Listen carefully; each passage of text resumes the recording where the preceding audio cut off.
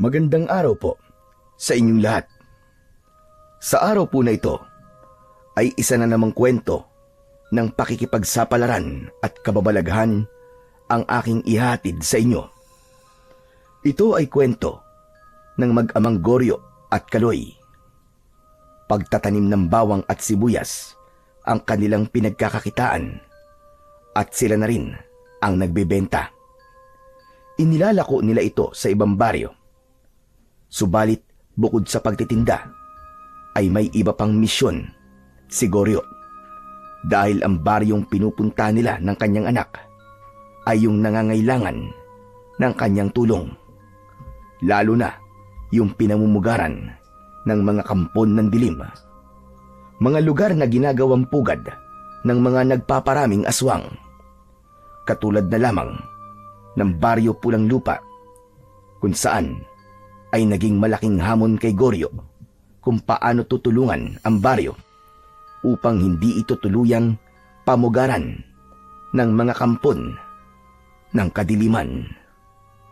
Subalit ano nga ba ang iba pang kakayahan ni Goryo para magtagumpay laban sa kampon ng kadiliman? Sapat ba ang kanyang kakayahan para ibalik ang kapayapaan sa lugar na nadiskubre niyang nasa ilalim ng mga aswang? Alamin po natin yan sa kabuuan ng ating tampok na kwento sa araw na ito. Ngunit bago po ang lahat, mga idol, huwag po nating kalimutang mag-subscribe, mag-like at i-hit ang notification bell sa aking mga YouTube channel na The Voice Addict at Apong Isaac, para sa mas marami pang makapigil hininga na kwentong aswang at katatakutan mula sa mundo ng kababalaghan. Umpisahan na po natin ang kwento. Ako si Goryo, biyudo at may isang anak. Si Kaloy, 12 anyos na siya. Maliit pa si Kaloy nang mamatay ang asawa ko dahil sa pagkakasakit. Kaya mag-isa na lang akong nagpapalaki ng aking anak. Pinili kong wag nang mag-asawa dahil wala na akong mahahanap pang katulad ng pumanaw kong kabiyak. Matagal na rin ng pangyayaring nais kong ibahagi. Malalim na ang gabi ng pagkakataong yon at mahimbing ang aking tulog nang gisingin ako ng anak kong si Kaloy. Tay! Tay, gising na po! Tay, gising na! Ano ba naman, Kaloy? Ang sarap-sarap ng tulog ko eh.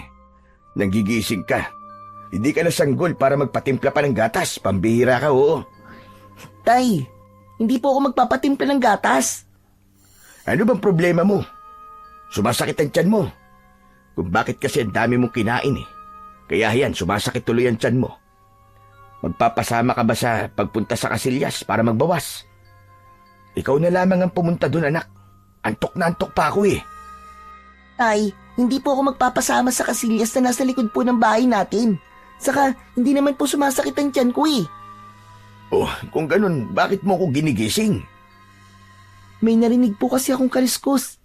Parang may ibang tao, tay eh. Anak ng ibang tao? Saan? Saan ka may narinig na ibang tao? Doon po sa Kamalig, na pinaglagyan po natin ng mga inani nating sibuyas at bawang. Dahil sa sinabing yon ng anak ko, ay biglang nawala ang nararamdaman kong antok. Kaya agad akong tumayo at agad na hinagilap ang nakasabit na itak na nasa dingding ng bahay. Mga lokong yun ah. Mukhang susubain pa ang ani natin. Kaya ako nga po kay ginising eh. Kasi baka bukas pagtingin natin, wala na yung mga sibuyas at bawang. Sayang ang lahat ng yun, tay. Hindi pwede sa akin yun. Tatagpasin ko talaga ang mga ulo nila, kahit sino pa sila. Nagmamadali kaming lumabas ng bahay at nagtungo sa Kamalig na siyang pinaglalagyan namin ng inani naming sibuyas at bawang. Bagong ani yun sa maliit na lupang minana ko pa sa aking mga ninuno. Dahil ilang metro din ang layo ng Kamalig mula sa mismong bahay namin, Kaya lumakad pa kami ni Kaloy patungo roon. Maliwanag ang daan patungo sa Kamalig dahil sa liwanag ng buwan. Dala rin ni Kaloy ang flashlight para makapagbigay ng karagdagang liwanag. Tay, andito na po tayo sa harap ng Kamalig. May gumagalaw po sa loob. Nagkakaingay din ang mga sisiw na naroon, anak. Mukhang hindi alam na magdanakaw na narito na tayo. Humanda talaga siya. Inalis ko sa kaluban ng itak at buong higpit ko itong hinawakan.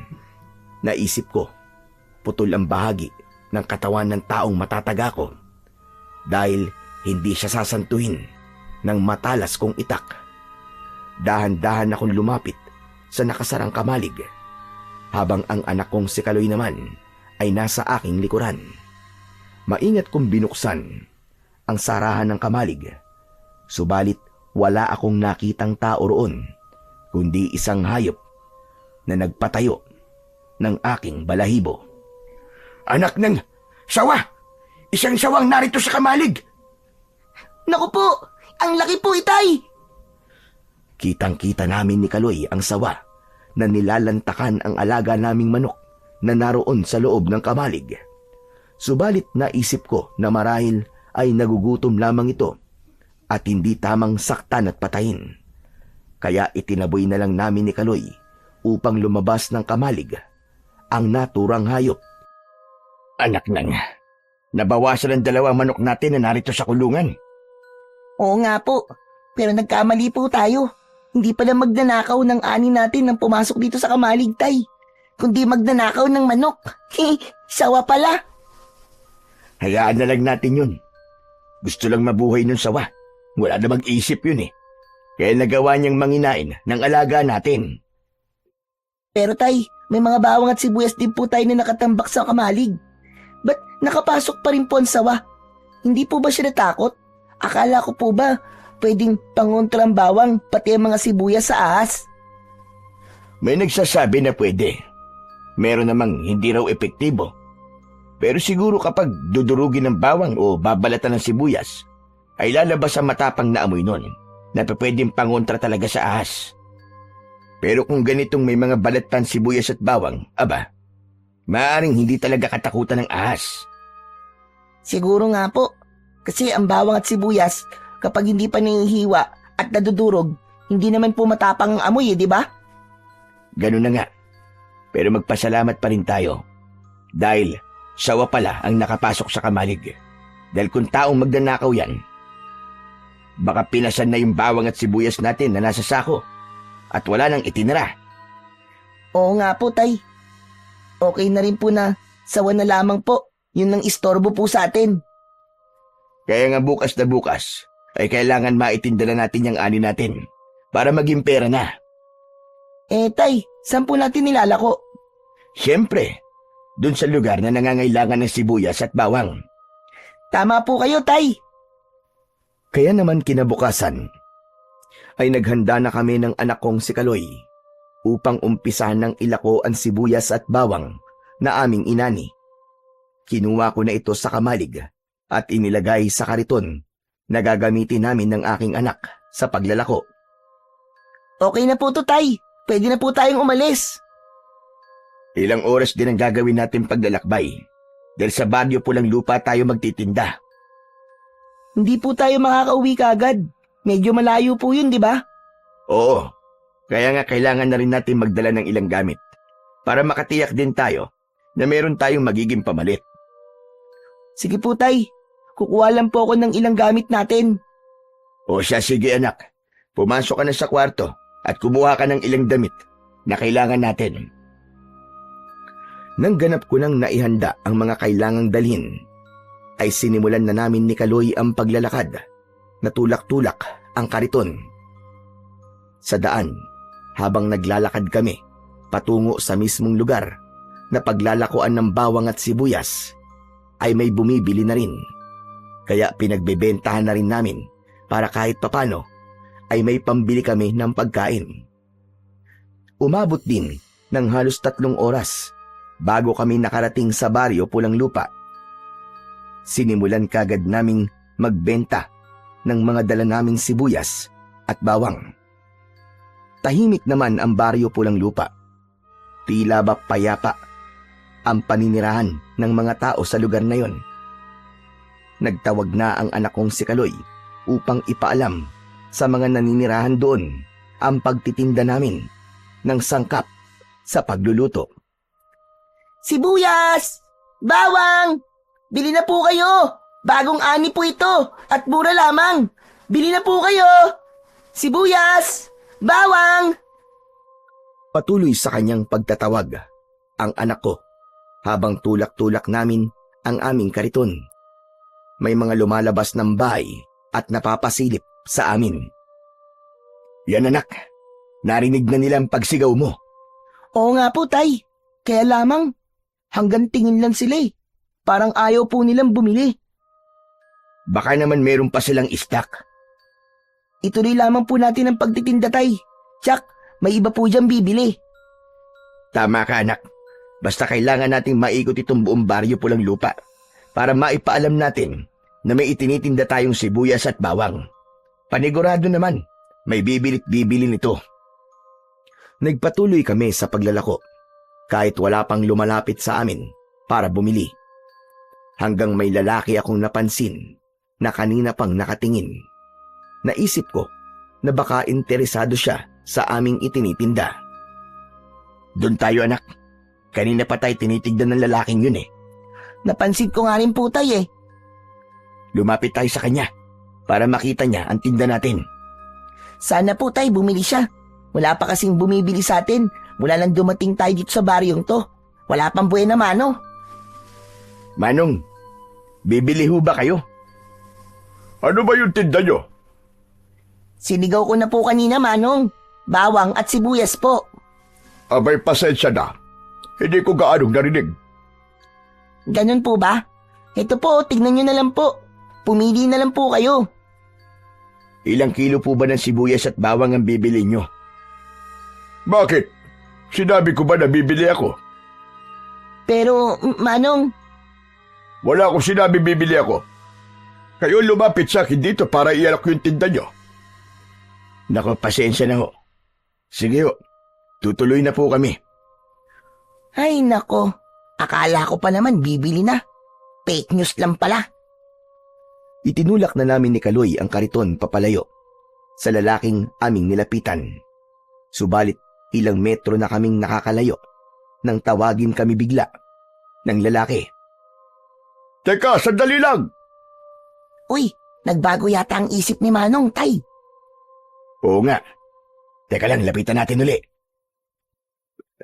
Bibili ka na ba, Amang? Hindi pa rin. May gusto lang ako sabihin. Kaya ako kayo tinawag.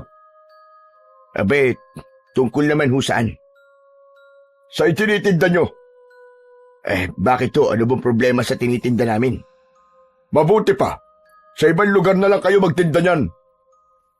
Ho? Teka, bakit po, Manong? May problema ho ba sa pagtitinda namin ng sibuyas at bawang dito sa baryo ninyo? Hindi namin niya kailangan dito. Ho? Imposible naman po yun. Ginagamit po ang sibuyas at bawang sa pagluluto. Pampalasa po ito ng pagkain. Tapos sasabihin mo na hindi nyo ito kailangan. Bakit ba mas marunong ka pa sa amin? Hindi po magiging masarap ang luto nyo, Manong, kapag hindi nyo po inaluan ng sibuyas at bawang. Saray na kami. Kaya kung gusto nyong maipaubos sa mga tinda nyo, mas mabuting sa ibang lugar na lang kayo pumunta. Pero hindi mo kami maaaring pagbawalan sa pagtitinda namin. Sa katiyak, may ibang tao na taga rito na gumagamit pa rin ng sibuyas at bawang sa pagluluto. Nagsasayang lang kayo ng oras. Magpapagod lang kayo. Okay lang po, itutuloy pa rin po namin ni tatay ang pagtitinda. Matitigas talaga ang ulo nyo, ano? Pero sir, hindi nyo kami maaaring pagbawalan. Walang masama sa pagtitindang ginagawa namin ng anak ko. Hindi naman ito labag sa batas at lalong hindi bawal magtinda nito. Masama ang tingin sa akin ng lalaking nagbabawal sa amin. Sa halip na makipagtalo pa ako sa kanya, ay iniwanan na lang namin ang lalaki at nagpatuloy na kami sa pag-iikot sa baryo habang tulak-tulak pa rin ang aming kariton. Hindi ko maintindihan kung bakit kami pinagbabawalan ng lalaking yon. Hanggang sa may babaeng lumapit sa amin na tila interesado sa aming inilalako. Manang, bili na ho kayo. Bagong ani po yan. Oo nga po, may dagdag po kapag bumili po kayo ng sibuyas at bawang. Talaga ba? May dagdag? Oo naman po, basta bibili po kayo. Oo naman. Kaya nga ako lumapit sa inyo. Dahil bibili ako dyan. Matagal na rin ako nag-aabang na mga nagtitinda rito. Kaya lapang madalas puro gulay ang kanilang inilalako. Wala man lang sibuyas at bawang. Kung ganun po, timing na timing po pala ang pagpunta namin dito. Dahil yun lang po ang dala namin. Sige ho, pumili na ho kayo at kikiluhin natin. Mapapasarap ko na uli ang mga luto ko. Hanggang sa pumili na nga ang matandang babae ng malalaking sibuyas at bawang na kanyang bibilhin. Tig-1 kilo ang kanyang binili. Dinagdagan ko yun gaya ng aming ipinangako na may dagdag ang kanyang bibilhin. Teka. Parang ganyan ko lang kayo nakita dito sa lugar namin. Kasi po, hindi talaga kami taga rito. Galing po kami sa ibang baryo. Kaya naman pala. Siya nga pala. Ako nga pala si Epang. Ako naman po si Kaloy. At ito pong tatay ko ay Goryo po ang pangalan. May itatanong lang po sana ako sa inyo, Aling Epang. Ano ba yon, Goryo? Nagtataka lang po kasi ako dahil sa sinabi sa amin nung lalaking nakita namin kanina. Si Paking ba ang tinutukoy mo? Paking po ba ang pangalan niya? Oo. Parang siya yung napansin kong kausap nyo kanina. Masungit po siya, Aling Epang eh. Ganun talaga yon. Isa siyang konsihal dito sa baryo. Konsihal? Tapos ang sungit-sungit niya. Nagtataka lang po kasi ako, Aling Epang. Pinagbabawalan niya po kaming magtinda dito sa baryo niyo. Sabi niya, hindi raw kailangan dito ang bawang at sibuyas. Pinaalis pa nga po niya kami. Akala mo, sa kanya tong baryo niyo. Tama po ba ang sinabi niya? Hindi daw gumagamit ng bawang at sibuyas sa pagluluto ang mga taga rito. Marami ang hindi gumagamit dito ng ganyan, Goryo. Ayaw nila? Hindi ko rin gaano maintindihan. Ang totoo kasi, bago lang din ako dito sa baryo ito. Kaya naman hindi ko pa rin ganun kakilala ang mga taga rito. Ganun po ba? Kaya pala, kayo lang ang nakapansin sa tinda namin. Saka masyadong umiiwas sa tao mga taga rito. Madalas ay nasa bahay lang sila. Kaya nga minsan, wala akong makausap ni isa. Paano po kayo napunta dito? Dito kasi dati naninirahan ng panganay kong kapatid. Kaya lang ay namatay na siya at naiwan ang kanyang bahay at lupa. Dahil wala nang titira, kaya ako na lang. Dahil nangungupahan ako sa dati kong tinitirhan, kaysa ipagbili ko, nilipatan ko na lang. Kung sa bagay, tama po yun. Praktikal. Dahil sayang itong bayat lupa. Kaya nga lang, medyo nahihiwagaan ako sa mga nakatira dito. Baka ho, talagang ganun lang sila. Sanay sila na hindi nangangapit bahay. Siguro. Kaya lang nakakapanibagon talaga. Tinapos ko na ang pakikipag-usap ko kay Aling Epang ng mga sandaling yon. Bakiwari ko kasi, kung hindi ako titigil, ay hindi rin siya titigil sa pagkikwento sa akin. Dahil ayon nga sa kanya, ay halos wala siyang nakakausap sa lugar na yon. Mas gusto raw kasi ng mga nakatira sa baryo na yon ay manatili lamang sa loob ng kani-kanilang bahay. Bagay na medyo naging palaisipan din sa akin.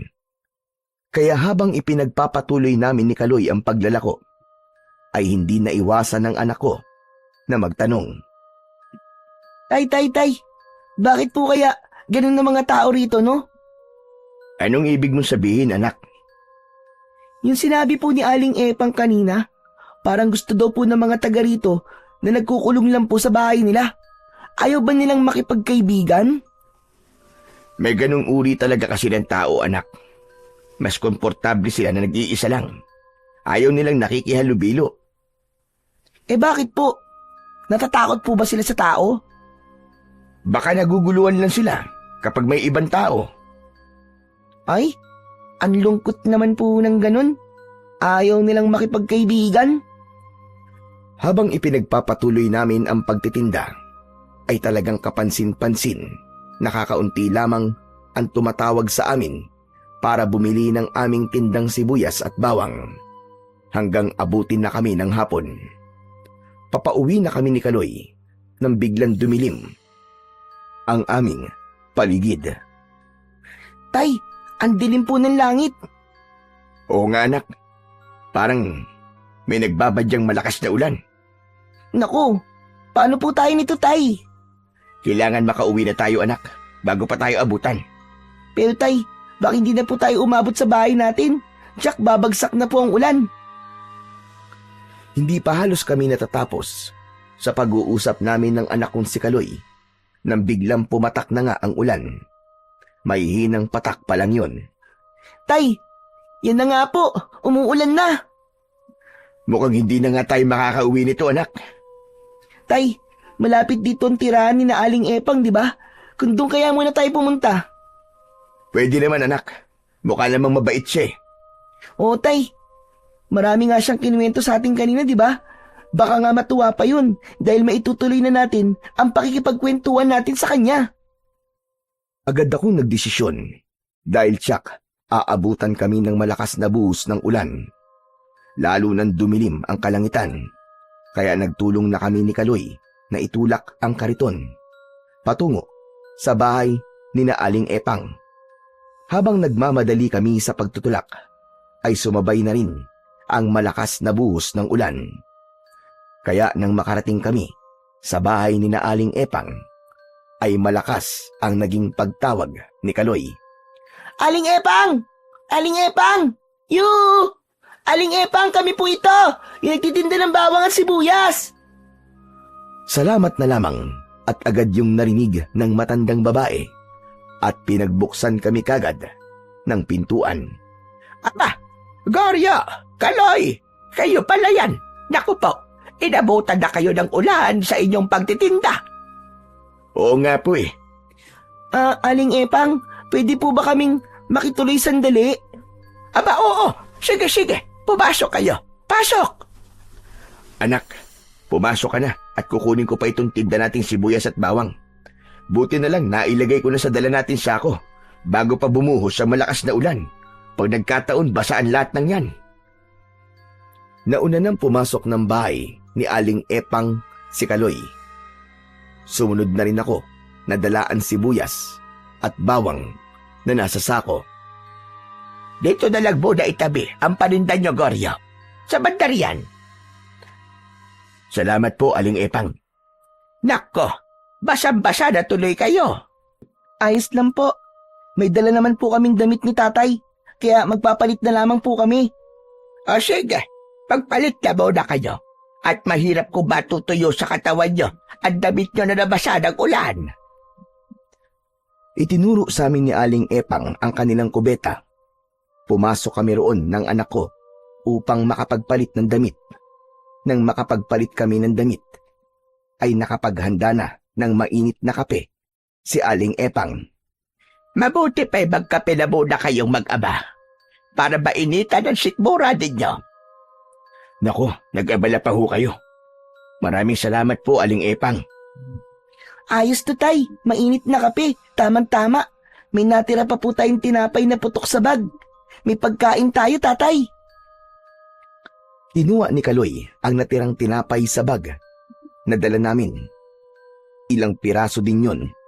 Inalok namin si Aling Epang, pero tumanggi siya. Para na lang daw sa amin ni Kaloy ang tinapay. Sige na, sige na. Kayo na lamang ang kumain yan, dahil busog pa naman ako. Pasensya na ho kayo sa ginawa namin pang-aabala sa inyo, Aling Epang. Oo nga po, Aling Epang. Kasi po, wala na po kaming maisip na pwede namin puntahan eh. Ito lang pong bahay nyo. Doon sana kami pupunta sa barangay, kaya lang po malayo. Nako, okay lang naman na dito kayo pumunta. Saka nag-iisa lang naman ako rito sa aking bahay. Ganun ho ba? Nag-iisa kayo sa buhay? Ilang taon na rin, wala nang pumanaw ang asawa ko. Dahil pinatay siya. Kawawa naman po pala siya.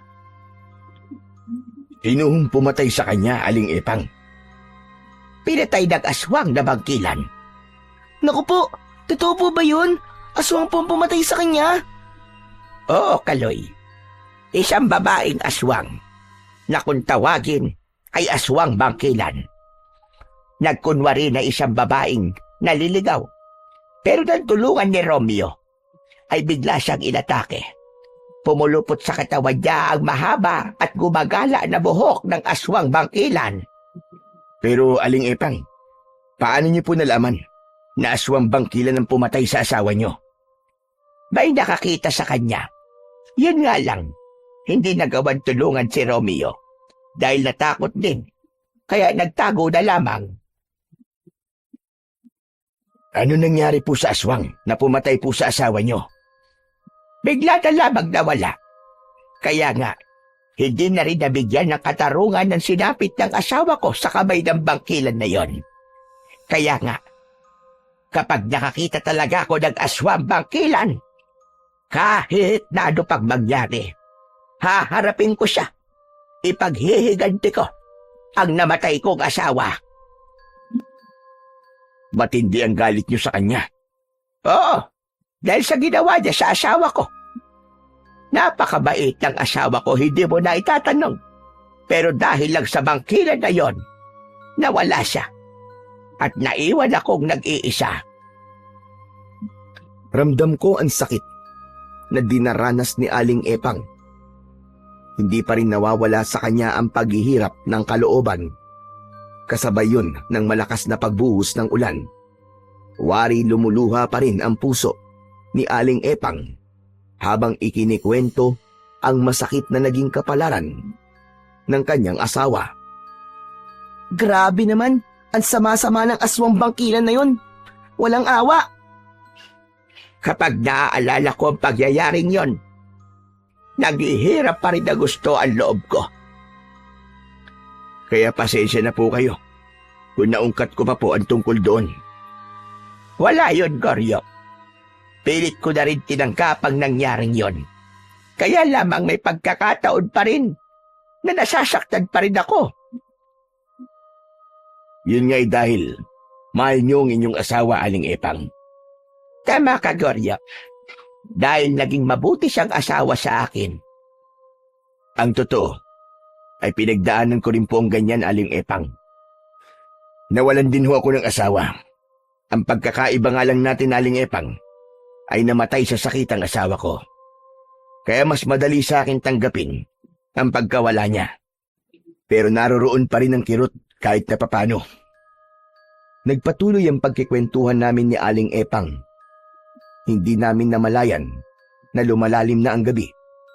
Ang ulan ay unti-unti na ring tumitila. Nakaidlip na sa pagkakaupo sa kawayang upuan si Kaloy. Nakatulog na pala ang anak ko. Hayaan mo na, wag mo nang gisingin. Ayusin mo na lang siya para makahiga ng maayos. Pero kailangan na po naming umuwi. Ano ka ba? Gabing-gabi na oh. Mahihirapan lamang kayo. Saka malayo pa ang bahay nyo, hindi ba? Ang pakiusap po namin sa inyo ay magpapatila lang po kami ng ulan. Pero gabi na nga, Goryo. Kaya dito na kayo magpalipas ng gabi. Bukas na lang kayo umuwi ng umaga. Naku, Aling Epang nakakahiya na ho sa inyo. Wala yun. Ano ka ba? Maliit na bagay lang naman itong pagpapatuloy ko sa inyo. Naku, Aling Epang, maraming salamat po sa inyo at pasensya na rin po. Sinabi ko nga at maliit na bagay lang ito. Sandali lang at kukuha lang ako ng mailalatag para pwede ka na ring mahiga at makapagpahinga. Kumuha ng banig. Nayari sa buri si Aling Epang at ibinigay sa akin para gamiting panlatag. Sinamahan na rin niya ng 2 unan. Inilagay ko ang isang unan sa natutulog kong anak. Ang isa naman ay para sa akin. O sige na, magpahinga ka na rin, Goryo. At ako'y magpapahinga na rin. Tumalikod na si Aling Epang at umakyat na siya sa itaas ng bahay upang matulog sa kanyang kwarto. Naiwan kami ng anak ko sa ibaba dahil doon kami matutulog. Binawasan na rin ni Aling Epang ang nakasinding gasera. Pinatay niya na ang iba pa bago pa siya pumasok ng kanyang kwarto. Nakaramdam na rin ako ng antok. Kaya naman, inilapat ko na ang aking likod sa inilatag kong banig. Ipinikit ko na ang aking mga mata. Saglit pa, ay tuluyan na akong nakaramdam ng antok.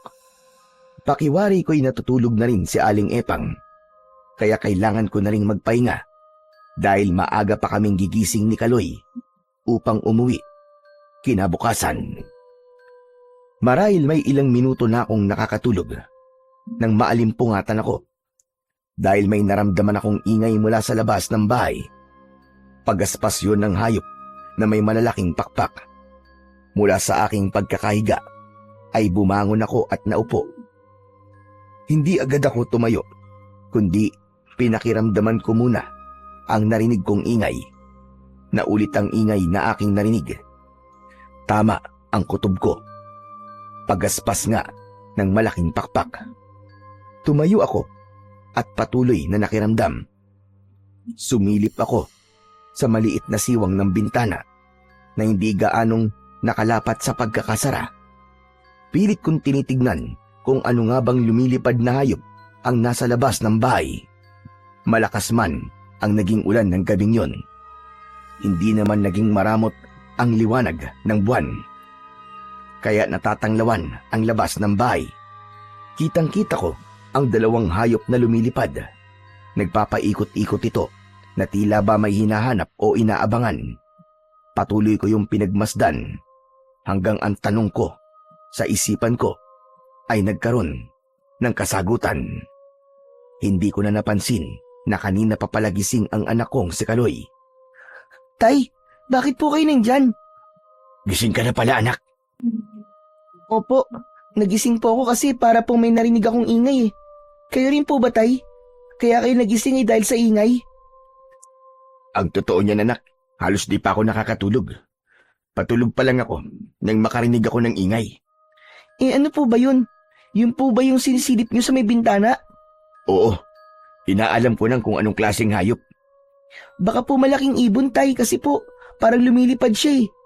Narinig ko kasi ang pagaspas ng kanilang pakpak. Posibleng malaking ibon nga yun, anak. Pero ano po kayang klaseng ibon yun? Tapos sa ganitong oras, nagpapakita at lumalabas? Ibon pang gabi siguro. Yun ang tangi kong nasabi sa anak kong si Kaloy. Subalit sa isipan ko ay buo na at sigurado ko kung anong nilalang ang nakita kong lumilipad na yon.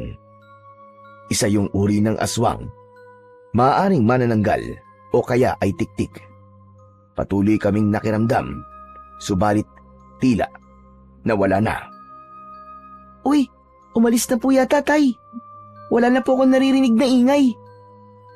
Siguro nga ay umalis na, anak. Baka naligaw lang po at napadpad po dito sa may bahay ni Aling Epang. Tama ka, pwedeng ganun na nga. O siya, sige na. Mabuti pa, matulog ka na lang uli, anak. Matulog na rin po kayo, Tay, ah. Huwag mo akong alalahanin. Ikaw ang matulog para lumaki ka pa.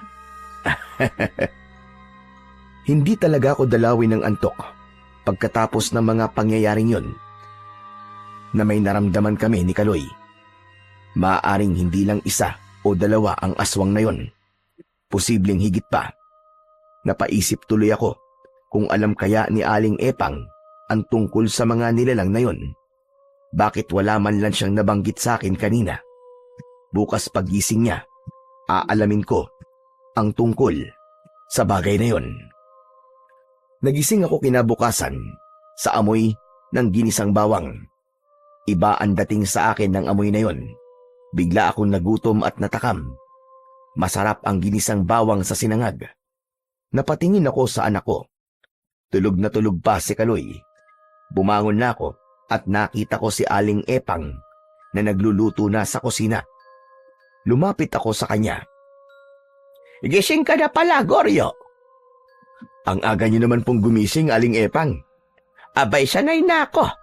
Kapag maaga kasing gumising, mas marami akong pwedeng gawin. Kung sa bagay tama ho kayo. Nagising po ako dahil sa niluluto po niyo eh. Amoy na amoy ko po yung ginisang bawang. Ang bango. Abay, nakakagutom mo. Kaya nga, ngayon lang uli mahahaluan ng bawang ang niluluto kong sinangag. Sabi ko nga sa'yo, mula nang tumira ko dito ay hindi na ako nakakagamit ng bawang at sibuyas sa mga niluluto ko. Dahil nga wala akong mabili sa lugar na ito.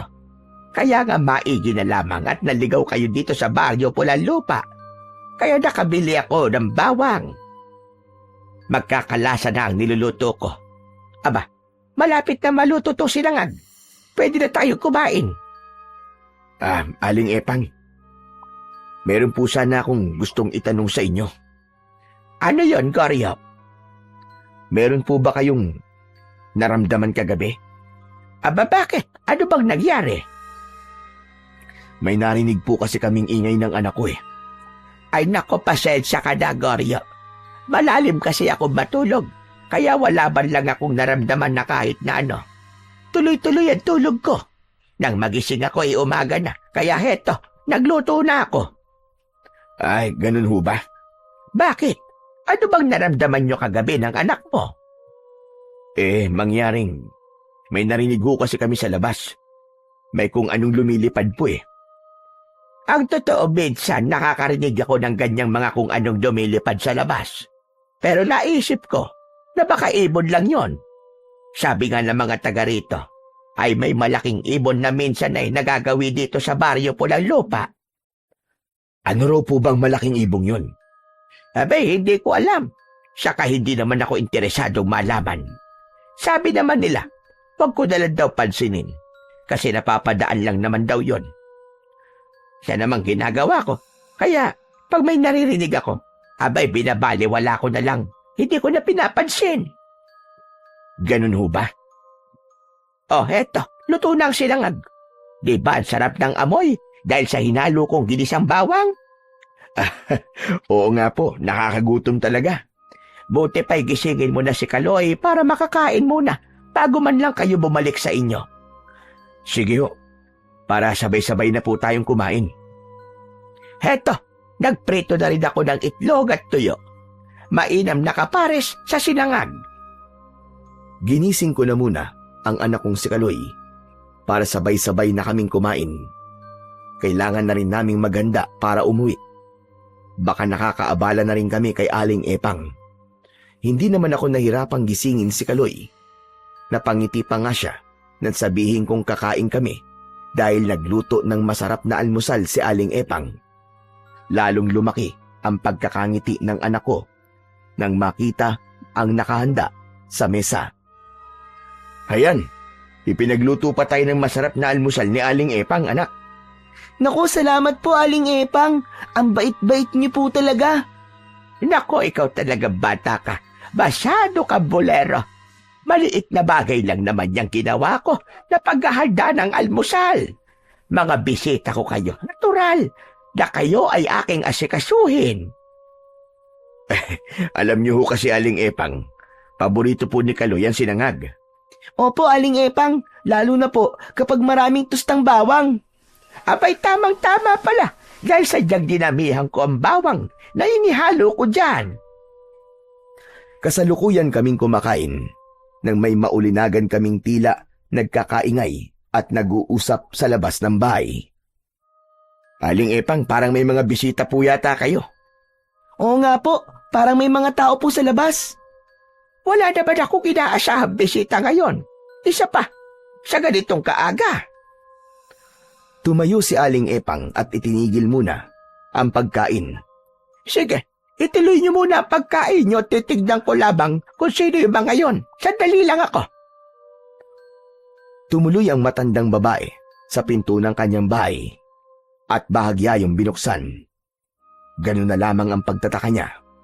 Maging ako'y napakunot ng noo at nagtaka rin sa aking nakita na naroon sa labas ng bahay. May mga taong naroon, tila mga kapitbahay ni Aling Epang. Nakatingin sila sa matandang babae na nasa may pintuan. Masama ang tingin ng mga ito, bagay na ipinagtaka naman ni Aling Epang. Kaya inusisa niya ang ilang kapitbahay na naroroon. Bakit ba? Ano bang problema niya? Saka sama niyo yatang makatingin. Kaya aga-aga eh. Walang narinig na sagot si Aling Epang. Nakatitig lang sa kanya ang mga ito. Masama pa rin ang pagkakatingin sa matandang babae. Nang hindi pa rin sumasagot ang mga ito, ay isinara na lamang nito ang pinto at bumalik na sa harap ng mesa. Napapailing na lamang si Aling Epang. Bakit po kaya sila naroon sa labas at nakatingin lang po sa bahay niyo? Aba, ewan ko ba sa mga yon? Nagmumukha silang baliw sa ginagawa nila. Baka po nagugutom sila at gusto rin pong makikain. Tinatanong ko nga kung ano problema at kung may kailangan sa akin. Abay, hindi naman nagsasalita. Bahala nga sila kung ayaw nila magsalita. Problema na nila yon. Ipinagpatuloy na lamang ni Aling Epang ang pagkain. Ngunit sa bahagi ng utak ko ay hindi ko maiwasang mag-isip ng dahilan. Subalit sa isipan ko lamang yon, hindi ko pa kayang ipaalam kay Aling Epang. Sa palagay ko ay ang paggamit ni Aling Epang ng bawang sa kanyang nilulutong sinangag ang dahilan ng pagpunta ng mga taong yon. Posibleng naamoy nila ang halimuyak ng ginisang bawang na sangkap ni Aling Epang sa kanyang niluluto. Hindi nila nagustuhan ang amoy ng bawang, lalo na't ayon na rin sa matandang babae na maraming ulit nang sinabi sa kanya na hindi gumagamit ng bawang at mga sibuyas sa pagluluto ang mga naninirahan doon. Kaya nga isang bagay lamang ang naisip ko. Posible kayang mga aswang ang mga taong nakatira sa lugar na yon? O baka naman hindi lang talaga sila sanay sa amoy ng bawang. Ilan yon sa mga tanong na nasa aking utak. Bigla ka yatang huminto sa pagkain mo, Goryo. May pumasok lang po sa isip ko, Aling Epang. Tungkol sa mga baliw kong kapitbahay ba? Para nga po silang nababaliw, Aling Epang. Kasi po, dahil lang po sa amoy ng ginisang bawang, apektado na po agad sila. Bahala ka sila sa buhay nila. Basta ako, lalagyan ko ng bawang at sibuyas lahat ng iluluto ko. Ay nako, bahala sila kung hindi nila gusto ang amoy. Tama po kayo, Aling Epang. Wala silang karapatang pagbawalan kayo sa kung paano kayo magluluto. Ganun na ka. Sino ba sila, di ba? Para ako ay pakialaman sa pagluluto ko. Hindi ko rin naman sila pinakikialaman. Saka, sa kanila ba ako humihingi ng pambili ng bawang at sibuyas? Hindi naman, di ba? May kanya-kanya kaming buhay. Walang pakialamanan. Nang matapos kaming kumain, ay gumayak na kami ni Kaloy upang umuwi na ng bahay. Pero naisip ko, wala namang kaming gagawin doon. Hindi na po muna tayo uuwi, Tay? Oo, anak. Kung hindi kayo uuwi, abay saan kayo pupunta? Marami-rami pa naman po yung dala naming kalakal eh. Kaya ipagpapatuloy na lang po namin ang paglalako ng sibuyas at bawang. Pwede rin naman. Saka mapapagod lang kayo kung uuwi kayo, tapos babalik uli dito sa baryo namin. Yun na nga ho naisip ko.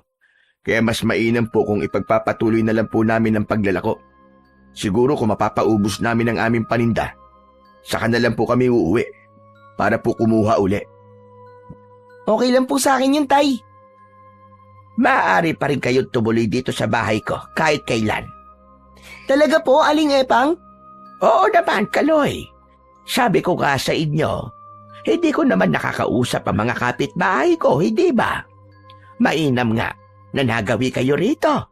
Kahit papano, ay hindi na mapapadis ang laway ko. Dahil meron akong nakakakwentuhan. Salamat po uli sa inyo, Aling Epang, ha? Sige ho, tutuloy na muna kami para ipagpatuloy na po ang pagtitinda namin. Siya nga pala. Kumuha na po kayo ng karagdagang sibuyas at bawang. Libre na po yun. Kahit papaano po makabayad man lang po kami sa pang-aabala namin sa inyo. Saka po sa masarap na almusal, Aling Epang. Grabe, ang sarap po talaga ng sinangag na may tuyo at itlog. Wala yon. Maliit na bagay lamang. Pero nabawasan po ang budget nyo dahil sa amin. Okay lang yon, Goryo. Saka malapit na magkatapusan, may matatanggap na naman akong pensyon. Pensyonada ho pala kayo.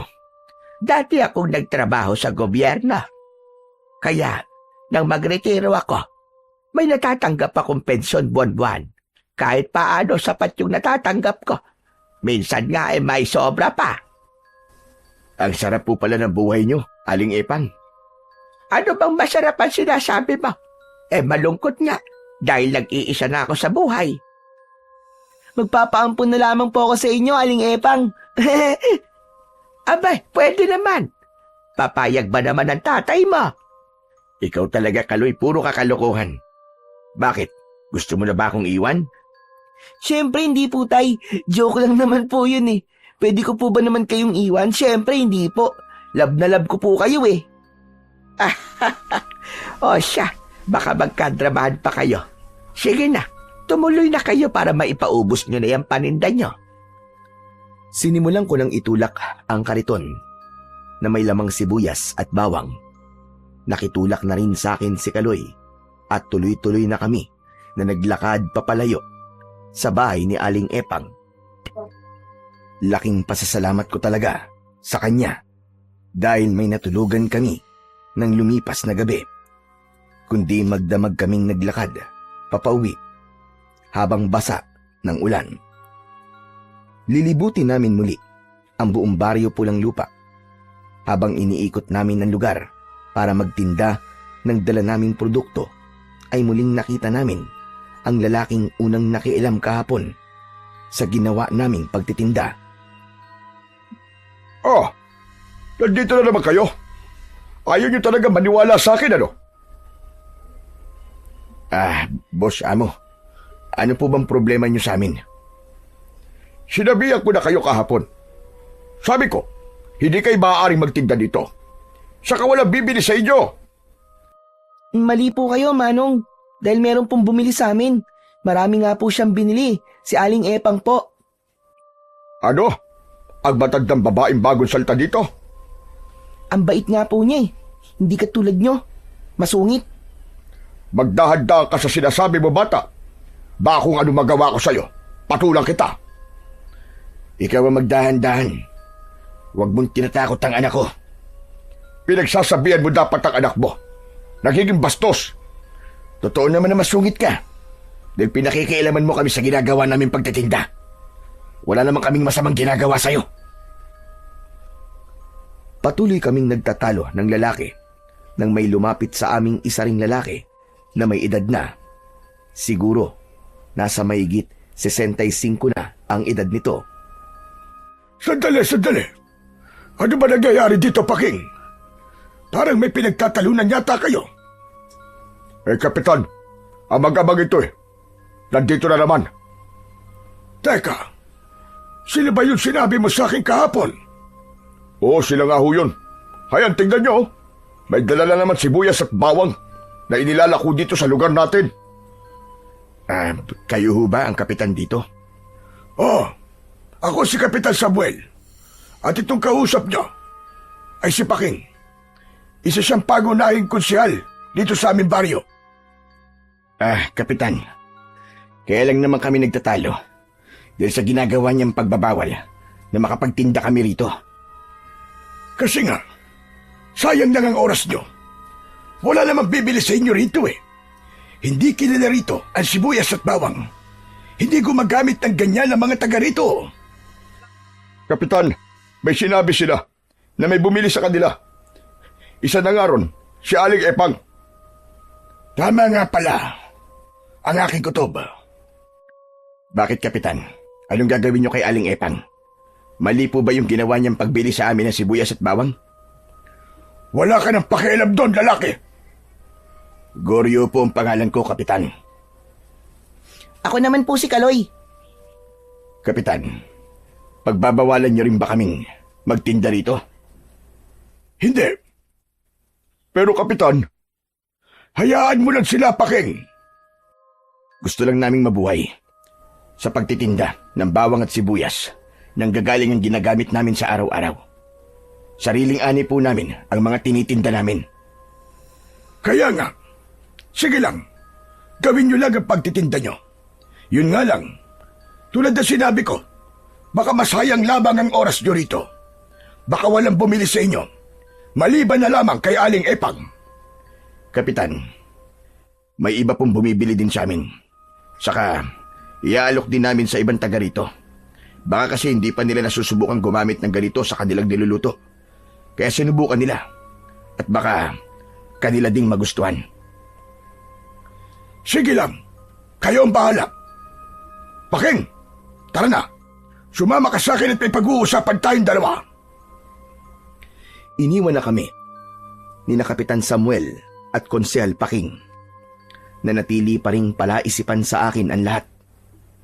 Bagamat naroon na sa likod ng utak ko ang pagdududa. Kaya lamang, hindi ko pa rin yun napapatunayan kung sila nga ba ay mga taong may ikinukubli. Na pagsapit ng dilim ay lumalabas ang tunay nilang katauhan. Ipinagpatuloy namin ang paglalako ng aming paninda. Totoong matumal yun dahil iilan lang ang bumibili at tila nagmamadali pa sa pagbili o di kaya ay tila natatakot sila na may makakita. Tay, ano po bang nangyayari sa mga nakatira dito? Mukhang tama po si Aling Epang ah. Parang may mga sapak po mga nakatira dito, Tay. Yun na nga eh. Hindi ko rin maintindihan, anak. Kakaiba talaga ang kanilang mga kinikilos. Takot bumili ng bawang at sibuyas. Tapos, yung gusto naman bumili, parang nagmamadali at nag-aalala na may makakita sa kanila. Hayaan na lang po natin. Basta ituloy na lang po natin ang pagtitinda, Tay. Buti pa nga, para maubos na itong paninda natin. Ang pagdududa kong yun tungkol sa mga taga-baryo Pulang Lupa ay ikinubli ko kay Kaloy. Umabot ng hapon ang ginawa naming paglalako. Tutuloy na sana kaming umuwi nang maalala ko na may nakalimutan kami sa bahay ni Aling Epang. Babalik po tayo kina Aling Epang, Tay. Oo, anak. Yung basang damit na inubad dating kagabi. Isinampay ko yun sa may kusina ni na Aling Epang, nakalimutan kong kunin. Nakakahiya. Naku, oo nga po pala, Tay. Sige po, bumalik po tayo kina Aling Epang. Mabuti pa nga, para makapagpaalam na rin tayo sa kanya bago tayo umuwi. Sinimulan nang itulak ni Kaloy ang kariton, pabalik sa bahay ni Aling Epang. Ilang minuto rin ang ginawa naming paglalakad hanggang makabalik kami roon. Nang makarating kami, bukas ang bahay. Ibig sabihin, naroon sa loob ang matandang babae. Tuloy-tuloy akong pumasok. Naiwan sa labas si Kaloy. Ako na lang ang pumasok sa loob para kunin ang naiwang damit. Kaya lamang, walang tao sa loob. Samantalang nakabukas ang pinto. Wala yata si Aling Epang ha. Aling Epang? Aling Epang, si Goryo ho ito. May nakalimutan lang ako. Aling Epang? Umakyat ako sa itaas ng bahay at nagbaka sakaling natutulog ito sa kanyang kwarto. Kaya lamang nakabukas din ang kwarto nito, subalit wala ding tao. Patuloy kong tinatawag ang pangalan ni Aling Epang, subalit walang sumasagot. Nakaramdam na ako ng kaba ng mga sandaling yun. Hanggang sa makita ko ang kanyang tsinelas. Yun ang tsinelas na suot niya. Kinabahan ako dahil imposibleng iwan niya ang kanyang tsinelas at umalis ng bahay nang hindi yun suot. Pumasok na rin ng bahay si Kaloy. Tay, bakit po kanina niyo pa po tinatawag si Aling Epang? Anak, wala siya rito sa loob ng bahay niya eh. Baka naman po umalis lang siya, may pinuntahan. Pero iniwan niyang nakabukas ang bahay, anak. Mukhang hindi ganun si Aling Epang na aalis siya na hindi isasara ang kanyang bahay. Saka tignan mo ang tsinelas niya. Andito sa may pintuan. Ibig sabihin, nandito dapat siya sa loob. Hala, oo nga po, no? Pero bakit ganun? Nasaan po kaya si Aling Epang? Naging panaya na ang kabog ng dibdib ko. Iba na talaga ang nararamdaman ko. Bigla kong naisip na baka may kumuha kay Aling Epang. Anak, wag na muna tayong bumalik sa atin. Ha? Bakit naman po, Tay? Dito muna tayo sa bahay ni Aling Epang. Hala, baka po magalit siya sa atin, hindi po tayo nagpaalam. Paano siya magagalit? Wala nga siya rito. Sa kaibang pakiramdam ko, Kaloy. Mukhang nasa panganib ang buhay niya. Ha? Ano po, Tay? Paano niyo pong nasabing nasa panganib po ang buhay ni Aling Epang? Kasi nga, nawawala siya eh. Kaya maaaring may kumuha sa kanya. Sino naman po ang kukuha kay Aling Epang? Yun ang dapat nating malaman, anak. Kailangan ni Aling Epang ang tulong natin. Dahil yun nga ang naging desisyon ko, ang wag na munang umuwi ng bahay. Kaya nanatili kami sa bahay ng matandang si Aling Epang. May ilang kapitbahay na tumitingin sa amin para makiusyoso. Kaya lumapit ako sa kanila. Pero nang lalapitan ko na sila para tanungin, ay lumalayo sila at ang iba ay pumapasok sa loob ng kanilang tahanan. Tila ayaw nilang magsalita kung meron man silang nalalaman. Anak ng teteng, oo. Ano ba klaseng mga tao to? Tatanungin ko lang kung may nakita sila na pumunta rito at bakit nawawala si Aling Epang. Pero umiiwas sila. Hindi ko maintindihan kung may kinatatakutan ba sila o ano eh. Inabot na muli kami ng gabi sa bahay ni Aling Epang. Pinakialaman ko na ang mga gamit ng matandang babae. Nagluto ko ng pagkain namin ni Kaloy. May mga stock ng pagkaing dilata si Aling Epang. Kaya yun na lang ang aming naging ulam ng gabing yun. Tay, kung di pa tayo uuwi, ano pong gagawin natin dito? Sabi ko nga sa'yo, kailangan nating malaman kung nasan si Aling Epang. Kung anong nangyari sa kanya. Pagkatapos naming kumain, ay pinaglatag ko na ng kanyang matutulugan si Kaloy. Humiga na ang anak ko para magpaantok. Samantalang ako naman ay hindi dalawin ng antok, kundi balisa ang isipan ko. Nag-aalala ko para kay Aling Epang.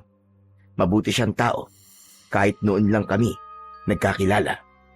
Nagawa niya kaming tanggapin sa kanyang bahay at ipinaghanda pa ng pagkain.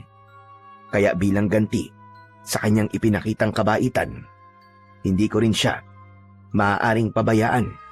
Lalo na sa pagkakataong yun, na ramdam kong nasa panganib siya. Habang balisa at nababahala kay Aling Epang, ay bigla kong naalala ang sinabi ni Kapitan Samuel sa kanyang konsehal. Bigla silang umalis at sinabi ng kapitan na meron daw silang kailangang puntahan.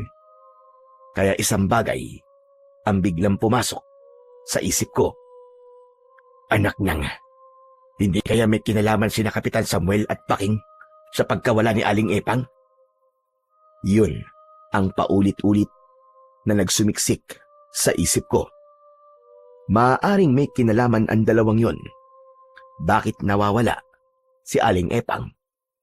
Napatingin ako sa aking anak na mahimbing nang natutulog. Sasamantalain ko ang pagkakataong yun na natutulog si Kaloy para sa aking pinaplano. Inuha ko ang bag na dala namin ni Kaloy. Sa loob ng bag ay may isang itim na supot na yari sa tela. Kinuha ko yun at binuksan. Doon nakalagay ang isang maliit na bote na may lamang maywagang pulbos. Maaari kong gamitin yon para magkaroon ako ng magagamit na sandata laban sa mga uri ng aswang. Andun din ang isang kutsilyo na yari sa pilak na pwedeng pumatay ng iba't ibang uri ng halimaw at kampon ng kadiliman. Ang pulbos naman na laman ng bote ay maaari kong iwisik sa mga bawang at sibuyas upang magkaroon ito ng pambihirang kapangyarihan laban sa mga aswang. Bigay sa akin ng kakaibang pulbos ng naging kaibigan kong engkantado na natulungan ko sa gubat. Siya rin ang nagturo sa akin ng tamang pagtatanim ng bawang at sibuyas upang matiyak na sagana ang aking aanihin. Ayon sa mga kwento, ay minsan lamang sa loob ng 20 taon kung magpakita ang engkantadong si Kakawate. May nagsasabing may mga pagkakataon daw na nagpapakita ito sa pamamagitan ng isang kulay puting hayop sa kagubatan. Subalit nang magpakita siya sa akin, ay nasa anyo siya ng isang tao. Maputi ang kanyang suot at ang kanyang kumikislap na buhok na tila ginto. Matagal-tagal na rin ang panahong yun na nakalipas mula nang makita ko si Kakawate at bigyan niya ako ng makapangyarihang pulbos na nasa loob ng isang maliit na bote. Minsan ko na ring nagamit ang taglay na bisa nito. Ang totoo ay hindi lang ang pagtitinda ng mga inani naming sibuyas at bawang ang tunay na dahilan ng pagtungo namin ni Kaloy sa baryo Pulang Lupa, kundi dahil nakarating din sa kaalaman ko na may kakaibang nilalang ang naroon at ginagawang pugad ang baryo. Hindi nga ako nagkamali dahil natiyak ko ang pagiging kakaiba ng mga taga-baryo Pulang Lupa. Takot sila sa bawang at sibuyas. Sa una ay baka nagkakamali lang ako ng hinala. Ngunit sa pagmamanman namin ni Kaloy ay natiyak kong mga kampon nga ng dilim ang marami na naninirahan doon. Subalit meron pa ring hindi nila kalahi, katulad na lamang ni Aling Epang. Kaya nga lang nalalagay sa panganib ang buhay niya ngayon dahil nawawala ito. Bagay na kailangan kong gawan ng paraan. Dapat kong malaman kung nasaan si Aling Epang at sinong kumuha sa kanya. Bagamat may hinala na ako kung sinong posibleng kumuha sa kanya, yun ang dapat kong matiyak. Iniwan ko ang natutulog kong anak sa bahay ni Aling Epang. Hindi ko na kailangang isama pa si Kaloy. Ikinabit ko na rin sa aking bewang ang patalim na pilak. Handa na ako para hanapin si Aling Epang. Lumabas na ako ng bahay. Inihanda ko ang sarili ko dahil anuman sandali ay posibleng may umatake sa akin. Tahimik ang gabi. Ang liwanag mula sa buwan ay hindi sapat upang ganap kong makita ang aking mga daraanan. Iisa ang lugar na sinasabi ng isip ko kung saan ako pupunta. Sa barangay hall, doon ako pupunta. Magbabakasakali akong naroon si Aling Epang at doon siya dinala ni Kapitan Samuel na siyang aking pinaghihinalaan. Wala pa rin akong nararamdaman at nakikitang anumang hadlang sa aking dinaraanan, bagay na ipinagtaka ko. Maya-maya pa, umalulong ang mga aso. Kapag may ganong kakaibang ingay ang mga aso, ay may nakikita itong kakatwa o hindi pangkaraniwan. Kaya naghanda ako. Ano man pwedeng mangyari sa gabing yon, ay hinding-hindi ako aatras. Ipinagpatuloy ko ang aking paglalakad. Hanggang sa bandang dulo ng aking daraanan ay may natanaw akong nakaharang sa aking daan. May kadiliman, kaya hindi ko masyadong mawari kung ano ang mga nakaharang na yon. Ipinagpatuloy ko ang paglalakad at ganoon na lamang ang aking pagkabigla nang makita ko na ang mga tao na nakaharang sa daraanan ko. Halos magkakadikit sila at magkakatabi. Madilim ang kanilang mga muka, namumula ang kanilang mga mata at matatalim ang tingin nila sa akin. Kaya isang bagay lamang ang agad na pumasok sa isip ko. Hindi ako maaaring magkamali. Sila na ang mga aswang sa lugar na yon. Huminto ako dahil walang madaraanan. Nakaharang ang mga kakatuwang nilalang. Nanatili rin silang walang kibo. Sa palagay ko, nakikiramdam din sila kagaya ko. Habang pinakikiramdaman ko ang mga nilalang na ang layo ay nasa 10 metro, inihanda ko na ang sarili ko. Hinawakan ko ang patalim na pilak. Kumuha na rin ako ng ilang piraso ng bawang at sibuyas sa aking belt bag at inilagay ko yun sa loob ng aking suot na pantalon. Halos sabay-sabay na sumigaw ang mga nilalang na nakaharang sa aking daraanan. Mahirap ipaliwanag ang kanilang sigaw dahil iba-iba yun, kaya lalong nakakarindi at masakit sa tenga. Kasabay ng kanilang mga sigaw ay ang pagbabago ng kanilang mga anyo. Iba-iba ang kanilang anyo. Magkakaiba sila ng uri ng aswang. May naging anyo ng gaya ng mabangis na hayop. Merong naging malaking ibon. Ang iba ay nagkaroon ng pakpak. At merong tinubuan ng makakapal na balahibo at mga pangil. Naku po, hindi lang pala isang uri ng aswang ang mga naglulungga dito sa baryo Pulang Lupa. Iba't ibang uri ng aswang ang mga to. Anak ng diablong buang, oo. Kanya-kanyang sugod ang mga ito. Alam kong hindi ko mahaharap ng sabay-sabay ang mga ito. Nagamit lamang ang patalim na pilak. Ang kapangyarihan ng bawang na binudburan ko ng pulbos ang sagot sa mga aswang na aatake sa akin. Kaya bago pa sila makalapit, ay agad kong dinukot yon mula sa bulsa ng aking pantalon. Inihagis ko yun sa mga aswang na papalapit sa akin. Nang bumagsak sa kinaroroonan nila, ang bawang, ay naglabas ito ng matapang na amoy na hindi nagustuhan ng mga aswang. Nanuot sa kanilang ilong ang amoy. Iba ang idinulot nun sa mga aswang. Nakaramdam sila ng pagkahilo na tila mga lasing. Nagkakabungguan ang mga aswang na susugod sana sa akin.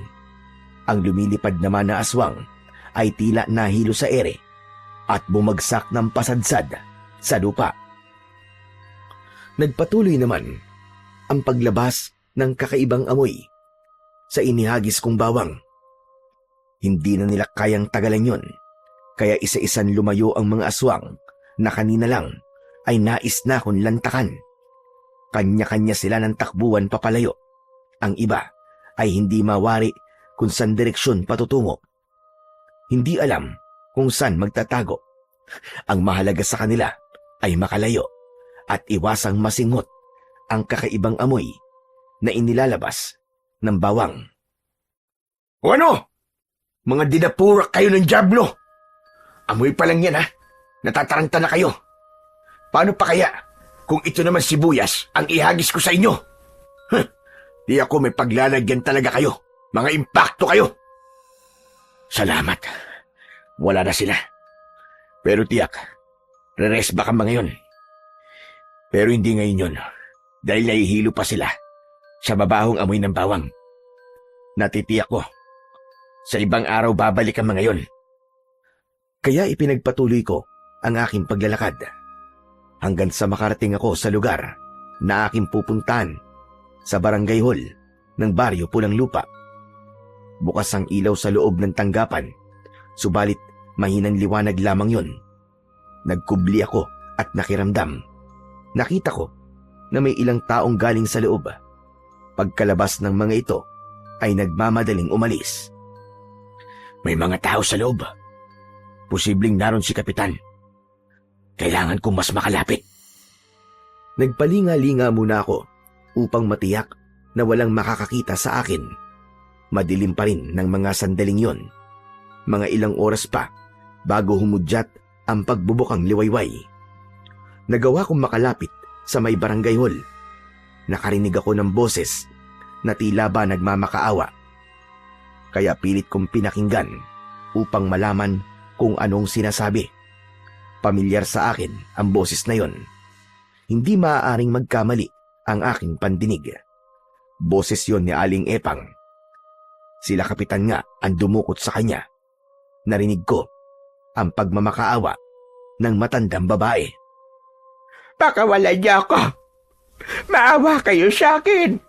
Bakit niyo ba ako kinuha sa bahay ko? Ano ba kailangan niyo? Anong kasalanan ko sa inyo? Dahil pakialamera kang matanda ka. Ano bang kasalanan ko nga sa inyo? Hindi ko alam kung may nagawa kong pagkakamali. Ang ginawa mong pagbili ng mga sibuyas at bawang. Alam mo mahigpit na ipinagbabawal ang paggamit ng ganyan sa baryong ito. Bakit ba, Kapitan? Ano ba pakialam niyo kung bumili ako ng bawang at sibuyas? Hanggang ngayon pala ay wala ka pa ring alam. O talagang boba ka lamang, Aling Epang, ha? Hindi ko kayo maintindihan. Ano ba nangyayari? Kawawa ka naman. Hanggang ngayon ay hindi mo pa rin alam kung anong mga nilalang ang kasama mo dito sa baryo Pulang Lupa. Anong ibig mo sabihin, Kapitan? Malalaman mo rin. Masusurpresa ka na lang. Saka, ang ikinakagalit namin ay ang ginawa mong pagtanggap sa mag-amang tindero na pinatuloy mo pa sa bahay mo. Naawa lang ako sa kanila. Kaya tinulungan ko sila. Yun na nga eh. Lalo mo lang ginalit si Kapitan dahil sa ginawa mong pagtulong sa mag-amang yon. Dahil sa kanya, lalo lang nalagay sa peligro ang mga taga rito sa baryo. Pero hindi sila masasamang tao. Mabubuti sila. Wala akong pakialam doon. Basta't hindi ko gusto ang ginawa mo. Pakialam merong matanda. Maling pakitaan ko sila ng kabutihan? Sandali nga, Kapitan. Ano ba talagang problema nyo doon sa mag-ama? Sabihin mo nga sa akin. Dahil panganib siya sa gaya ko at mga kauri ko. Ayaw ng mga taga rito na nabubulabog sila. Kapitan, mukhang mahina talagang makaintindi ang gurang na ito eh. Mas maigi pa kung malaman na niya ang totoo. Hindi ko man ganap na natiyak kung ano ba ang ibang nangyari, pero narinig ko ang malakas na sigaw ni Aling Epang. Kasunod ay ang paghalakhak ni Paking, ganun din ni Kapitan Samuel. Kaya isang bagay lamang ang naisip ko. Ipinakita nila kay Aling Epang ang tunay nilang pagkatao at ang kanilang pagiging aswang. Hindi nga ako nagkamali dahil yun sa sigaw ng matandang babae. Iska pa. Huwag kayong lalapit. Huwag kayong lalapit. Mag-aswag pala kayo. Mag-aswag pala kayo. Ngayon alam mo na kung sino kami at kung bakit ayaw namin sa bawang at sibuyas. Naiintindihan mo na ngayon, Aling Epang. Maawa kayo. Huwag niyo ako sasaktan. Maawa na kayo sa akin. Huwag kang mag-alala. Hindi ka namin sasaktan at walang masamang mangyayari sa'yo kung tutulungan mo kami. Patuloy akong nakinig sa nangyayaring pag-uusap sa loob. Gusto ko na sanang sumugod para harapin sina Kapitan Samuel at Konsyel Paking na parehong kampon ng kadiliman. Kaya lamang, nag-alala ko para kay Aling Epang. Baka kung ano ang gawin nila sa matandang babae. Naghintay pa ako ng susunod na mangyayari. Wala pa rin silang kaalam-alam na naririnig ko ang lahat ng mga pinag-uusapan nila. Hindi ako makapaniwala sa sunod kong narinig. Walang masamang mangyayari sa'yo kung susunod ka sa ibig naming mangyari. Ano yon? Ano yon, Kapitan? Ang mag-amang pinatuloy mo sa inyo. May sinabi sa akin ng mga alagad kong kanina lang ay nagpunta dito. Meron silang isinumbong sa akin. Hindi ko gusto yon. Kaya dapat siyang magbayad. Ano gusto niyong gawin ko? Kapalit ng kaligtasan ko. Makinig kang maigi, Aling Epang. At wag na wag kang sisira sa ating magiging kasunduan. Dahil kung hindi mo magugustuhan ang gagawin namin sa inyo. Malinaw sa akin at dinig na dinig ko ang mga sinabi ni Kapitan Samuel kay Aling Epang. Nang matapos ang pag-uusap na yon, ay nagmamadali na akong umalis. Alam ko na ang kanilang pinaplano.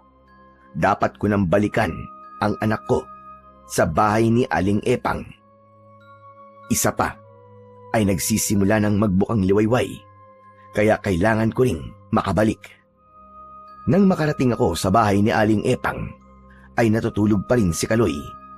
Naupo ako sa tabi niya. Saka naman siya nagising. Tay, ang aga niyo pong nagising ah. Oo anak. Nagsinungaling ako kay Kaloy dahil hindi niya dapat malaman na iniwan ko siya ng gabing lumipas. Tiyak marami siyang magiging tanong kapag nalaman niyang umalis ako ng bahay. Aalamin niya kung saan ako nagpunta at kung ano ang ginawa ko sa magdamag. Mas mainam na hindi niya na yun alam para hindi na magtanong ng kung ano-ano. Bumangon na si Kaloy at iniligpit ang pinagtulugan. Saka naman biglang dumating si Aling Epang. Tila pagod at puyat ang matandang babae. Kailangan kong magkunwari na wala akong alam. Oh, Aling Epang, saan kayo galing? Pambihira, sobra kami nag-alala sa'yo. Oo nga po, Aling Epang. Hindi po namin alam kung saan po kayo hahanapin. Aling Epang, kumusta ho kayo? Ayos lang. Ayos lang ako, Goryo. Aling Epang, puyat ho ba kayo? Abay parang wala ho kayong tulog ah. Para kayong pagod na pagod. Nangihina kayo eh. Pagod lang ako. Gusto ko munang magpahinga. O sige ho, maghahanda po muna ako ng pagkain natin. Ikaw na ang bahala. Doon muna ako sa kwarto ko. O siya, maiwan ko na kayo riyan. Halata ang pagod at pagkabahala sa itsura ni Aling Epang. Tuloy-tuloy na itong pumasok sa loob ng kanyang kwarto. Tay, parang may sakit po si Aling Epang, no? Baka talagang pagod lang siya, kaya matamlay. Pero, saan po kaya siya galing, Tay? Ayaw niya pong sabihin sa atin. Hayaan na lang muna natin siya, anak. Kung ayaw pa niyang sabihin sa atin, karapatan naman niya yun eh. O siya, doon muna ako sa kusina at maghahanda lang ako ng pagkain. Mamaya, pagkatapos ko magluto, saka na lang natin tawagin si Aling Epang. Sige po, Tay. Nang makapagluto na ako, ay ipinatawag ko na kay Kaloy si Aling Epang. Pero hindi siya lumabas ng kanyang kwarto, kundi mas pinili na manatili na lang sa loob nun at magkulong. Marahil naguguluhan at nag-iisip sa dapat niyang gawin dahil nga sa pinag-uutos sa kanya ni Kapitan Samuel. Hindi nalingid sa akin kung ano man yon dahil malinaw na malinaw sa aking pandinig ang lahat ng kanilang pinag-usapan. Bagay na napaghandaan ko na bago pa dumating si Aling Epang. Sumapit na muli ang gabi. Hindi na muna kami umalis sa bahay ni Aling Epang dahil nag-aalala na rin ako sa kanya. Alam kong tinakot siya ni na Kapitan at nag-aalala ito sa kung anong maaaring gawin sa kanya. Naging tahimik ang gabing yon.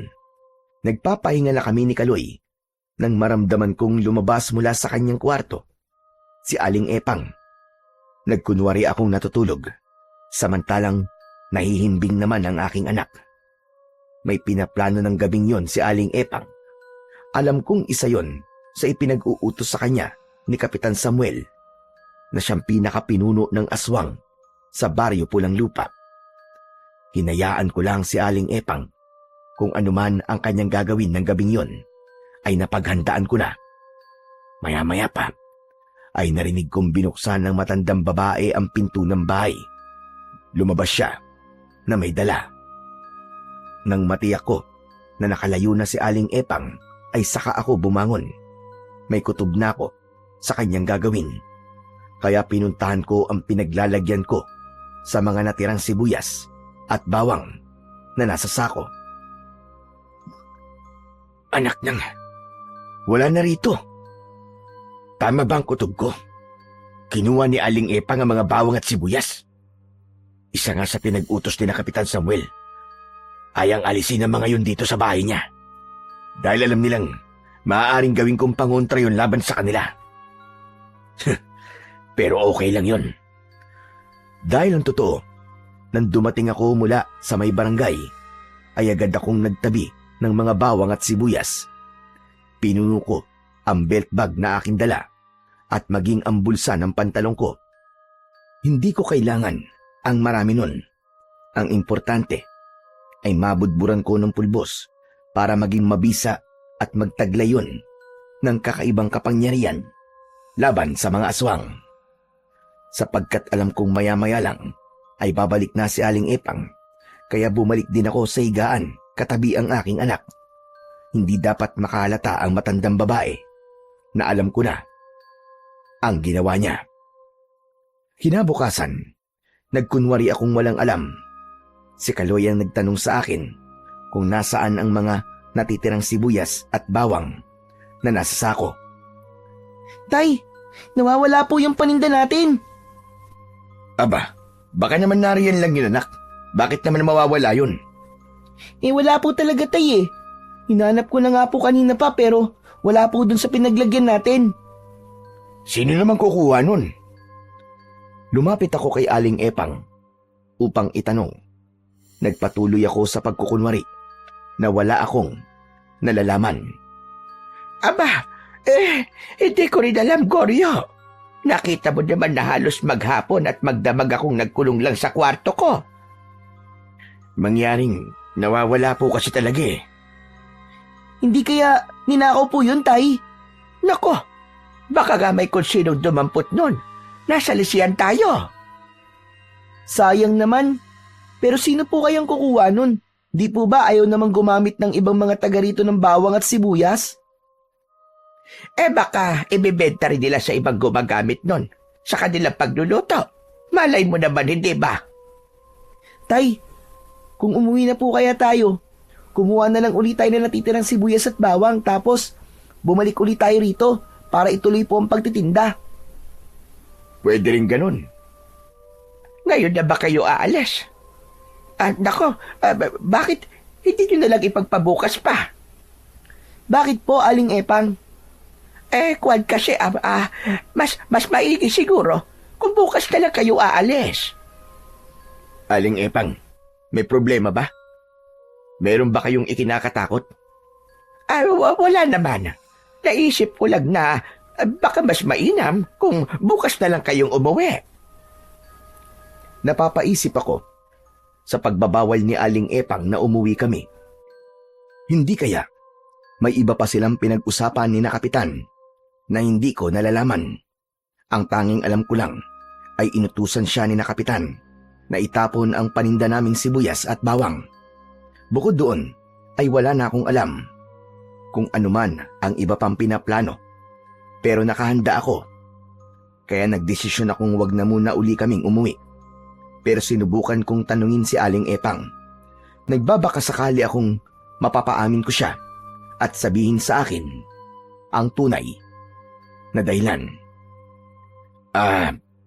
Aling Epang, baka may gusto ko kayong sabihin sa akin. Ano ka ba? Gustong sabihin. Wala naman, Goryo. Aling Epang, hindi niyo pa rin sinasabi sa akin kung ano nangyari sa inyo nang mawala kayo. Goryo, meron lang akong pinuntahan at hindi kagad nakabalik. Ganun lang yun, maniwala ka. Yun nga lang po ba ang dahilan, Aling Epang? Oo, Goryo. Bakit naman ako magsisinungaling sa iyo? Aling Epang, kung di kayo magsasabi ng totoo, baka hindi ko kayo matulungan. Ano bang ibig mo sabihin, Goryo? Alam kong may nag-uutos sa inyo at tinatakot kayo. Kwan, hindi ko alam ang sinasabi mo. Walang tumatakot sa akin. Ang totoo po, kaya hindi pa kami umuwi dahil gusto kong protektahan kayo. Ayoko mapahamak kayo, Aling Epang, dahil alam kong mabuti kayong tao. Pero kung matatakot kayong sabihin sa akin ang totoo, pare-parehong malalagay sa panganib ang buhay natin. Mukhang may nalalaman ka nga, Goryo. May ipinag-utos sa inyo sina Kapitan Samuel at Paking. Tama ba ako? Ano ka ba? Ako na lang ang tanging makatutulong sa inyo, Aling Epang. Dahil alam ko na rin ang totoo nilang pagkatao. Mga aswang sila. Alam mo na.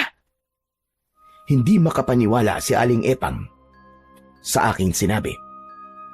Maging ang narinig kong pag-uusap nila nung nakaraang gabi. Kaya wala siyang maililihim sa akin. Maging ang pagkuha niya sa mga natitirang bawang at sibuyas ay sinabi ko na rin sa kanya. Kaya Aling Epang, hindi mo na kailangan magkaila pa. Kayo ang kumuha ng mga natitirang sibuyas at bawang. Pasensya ka na, Goryo. Saan nyo dinala yun? Itinapon ko sa may ilog. Pinaanod ko para hindi na mapakinabangan dahil yun ang inutos sa akin ni Kapitan. Naiintindihan kita, Aling Epang. Natakot sila sa mga sibuyas at bawang dahil maaaring gamitin ko yung pangontra laban sa kanilang mga aswang. Maging yung para sa pagluluto ko ay kasama ko na rin itinapon. Wala nang natira. Dahil natakot ka sa kanila. Sige, Aling Epang, magsabi pa kayo. Ano pang pinapagawa nila sa inyo na hindi ko nalalaman? Plano nilang patayin kayo mag-ama. Ngayong gabi. Kaya ba, pinagbabawalan mo kaming umuwi? Oo, Goryo. Dahil ako ang siyang mapapahamak kapag hindi ko sila sinunod. Papatayin nila ako at ipapalapa sa mga aswang na kumakain ng laman loob ng tao. Kaya di na baling mapahamak kami ni Kaloy. Mailigtas niyo lamang ang sarili niyo, ganun ba? Patawad, Goryo, patawad. Ayoko rin gawin yon, pero natakot talaga ako, naguguluhan ako. Hindi ko alam ang aking gagawin. Ayoko pag mamatay. Tapos sa kamay pa ng mga aswang. Kakaibang uri sila ng aswang. Hindi sila aswang bangkilan na pumatay sa asawa ko. Mga aswang pa rin sila na dapat mong pagigantihan. Huwag na kayo mag-alala, Aling Epang. Akong bahala sa inyo. Hindi ko kayo pababayaan. Paano, Goryo? Paano? Ano ang gagawin mo? Makakaya ko silang harapin. Makakaya mong harapin ang mga aswang. Alam mo ba sinasabi mo, Goryo? Gusto mo bang ipahamak ang buhay mo? Hindi. At alam kong makakaya ko sila gamit ang mga armas na taglay ko. Kaya ngayon naman, ay ako makikiusap sa iyo. Ako naman ngayon ang humihingi sa iyo ng pabor. Ng tulong. Anong tulong, Goryo? Sabihin mo. Kung paano natin malilipol ang mga aswang na naninirahan sa lugar na ito. Lalo ng kanilang pinuno na sina Kapitan Samuel at Paking. Gusto mong tulungan kita, ganun ba? Oo, yun ang dapat mong gawin, Aling Epang. Kalimutan mo na ang anumang sinabi nila sa'yo. Alisin nyo na rin ang takot sa kanila. Tayo ang nararapat na magtulungan para sa ating kaligtasan. Kaya kinausap ko si Aling Epang kung paano niya ako matutulungan para gawin ang naiisip ko na plano.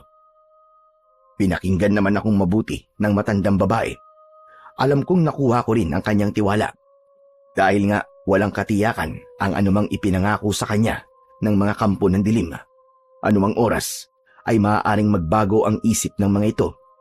Posibleng lalo niyang ikapahamak. Ang naging pag-uusap pala namin ni Aling Epang ay napakinggan ni Kaloy. Tay, bakit hindi niyo ako sinasama sa plano niyo ni Aling Epang?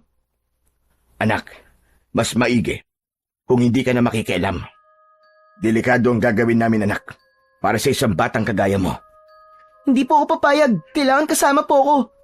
Gusto ko rin po makatulong sa inyo, Tay. Pero anak, madadamay ka lang. Kaya ko na po. Gusto ko rin po lumaban sa mga aswang. Hindi ako natatakot sa kanila. Wala akong nagawa, kundi ang pumayag na lamang sa ibig ng aking anak. Kung hindi ko siya isasali sa aking plano, baka lalo lang may hindi magandang mangyari. Mas mainam na kasama ko siya para anumang oras ay naroon ako para protektahan siya. Kaya ang naging pag-uusap namin ni Aling Epang at ang binuo naming plano ay inumpisahan ng gawin ng matandang babae. Makikipagkita siya kina Kapitan Samuel at Paking ayon sa aming pinagkasunduan.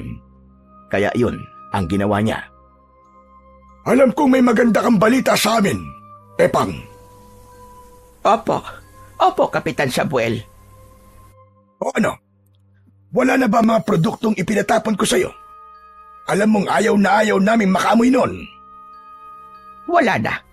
Nagawa ko na ang utos nyo, Kapitan. Ibig sabihin, malaya na kaming makakasugod sa bahay mo para patayin ang mag-ama. Oo, Kapitan. Katunayan nga pinigilan ko silang umalis dahil nagpaplano silang kumuha uli ng mga paninda nila. Magaling. Tama ang ginawa mo na pigilan sila. Kaya mamaya pagsapit ng hating gabi, iwan mo sila sa bahay mo. Kami na ang bahala sa mag-ama na yun. Ngayon ay makikita nila ang kanilang hinahanap na kamatayan. Matapos ang naging pakikipag-usap ni Aling Epang kina Kapitan, ay bumalik siya ng bahay at sinabi niya sa akin ang ibig mangyari ng mga ito. Tama ang hinala ko, na pinagpaplanuhan nga nila akong patayin, sapagkat alam nilang ginagamit kong panlaban sa kanila ang bawang at sibuyas. Kaya ito ang una nilang ginawan ng paraan para mawala at hindi maging hadlang sa kanilang plano. Pero nagkakamali sila dahil nakapagtabi na ako ng sapat na bilang ng sibuyas at bawang para gamitin kong panlaban sa kanila.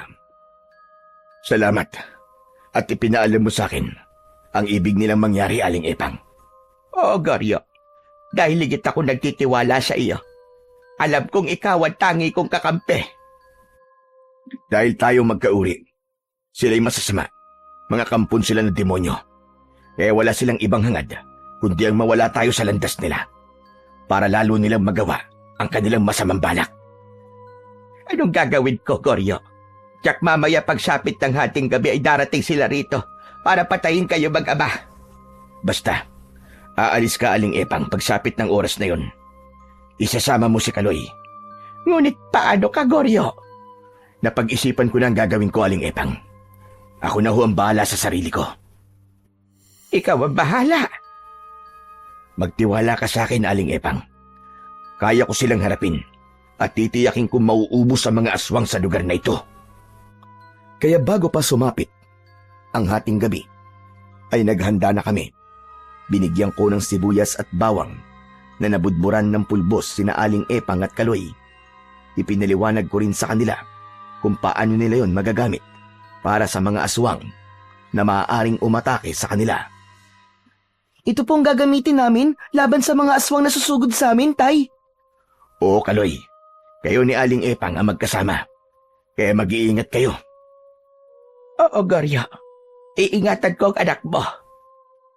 Ang bawang at sibuyas na ibinigay ko sa inyo ang makakatulong sa inyo. Kaya ingatan niyong hindi mahulog ang mga yan. Nang sumapit na ang takdang oras na inaasahang pagdating ni na Kapitan Samuel, ay pinaalis ko na sina Aling Epang at Kaloy para yon sa kanilang kaligtasan.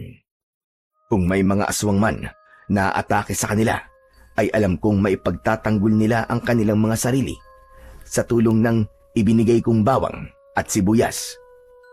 Kaya nang sumapit ang hating gabi, ay ramdam na ramdam ko ang kakaibang ingay mula sa labas ng bahay ni Aling Epang. Sumilip ako sa bintana at nakita ko na napapaligiran ang bahay ng iba't ibang uri ng aswang. Naroon na rin sina Kapitan Samuel at Paking. Nagbigay ng utos si Kapitan Samuel sa mga kampon niyang aswang. Sige na! Pasukin niyo na ang mag-amang tindero! Kayo na ang bahala sa kanila! Kung gusto niyo gawin sila pagkain, kayo na ang bahala! Basta tiyakin niyo lamang, napapatayin niyo sila! Nag-uunahan pang pumasok ng bahay ang mga aswang na inutusan ni Kapitan Samuel, pero nagkakamali sila ng kanilang plano. Kaya hinanda ko muna ang akin sandatang patalim na pilak. Ito ang una kong gagamitin kapag may aswang na pumasok sa loob ng bahay. Kaya nang makapasok ang ilang aswang, Pagkatapos nilang sirain ang pinto ng bahay, ay agad kong ibinaon sa kanilang katawan ang aking hawak na patalim. Dahil gawa yun sa pilak, matindi ang naging epekto nito sa aswang na masusugatan sapagkat agad itong titimbuang at mamamatay. Hindi na nakalabas ang mga aswang na pumasok sa loob ng bahay ni Aling Epang. Kaya alam kong nagtaka si na Kapitan Samuel. Dinig na dinig ko ang mga sigaw nila. Ano nangyari? Ba't hindi na kayo lumabas dyan? Kapitan, mukhang naisahan tayo ah. Imposible yun, Paking. Malinaw ang naging biling natin kay Aling Epang. Pero nasaan na ang matandang babaeng yun? Kapitan, naisahan nga tayo. Nilinlan tayo ng matandang babaeng yun. Hayop siya. Magbabayad siya! Hindi ko na napigilan pa ang sarili ko. Nanggigigil na akong harapin ng mga kampon ng kadiliman.